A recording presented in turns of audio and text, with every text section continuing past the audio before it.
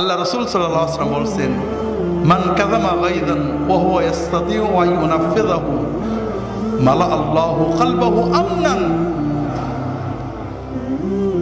যদি কেউ রাগ হয়েছে এমন মানুষের উপরে যার উপরে রাগ ছাড়া যায়, এমপি ডিসি এসপি অন্যায় করেছে, খুব রাগ হয়েছে, কিছু করা যায় নাকি?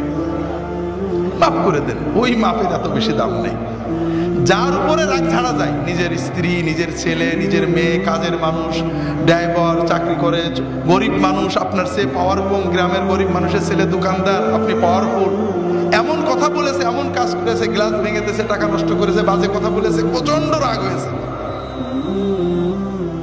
আপনি ইচ্ছা করলে চড় বা গালি দিতে পারতেন, শাস্তি দিতে পারেন, 2 দিন জেলেও দিয়ে দিতে পারতেন, কিন্তু আপনি মাফ করে দিলেন। আপনি চিন্তা করলেন, আমার রবের কত অন্যায় করি, সারাদিন অন্যায় করি, আমার রব আমার বাতাসটা বন্ধ করে দেয়নি, আমার চোখটা কণা করে দেয়নি, আমার নিয়ামত খুলে রেখেছে, আমার রবের একটা বান্দা, আমি তাকে মাফ করে দিলাম। আল্লাহ রাসূল সাল্লাল্লাহু আলাইহি ওয়াসাল্লাম বলছেন, যদি কেউ ক্রোধ এক্সিকিউট করার ক্ষমতা থাকা সত্ত্বেও ক্ষমা করে দেয়, ক্রোধ সম্বরণ করে, আল্লাহ এত খুশি হন যে কিয়ামতের কঠিন দিনে ওই ব্যক্তির অন্তরটাকে শান্তি দিয়ে, নূর দিয়ে ভরে দেবেন।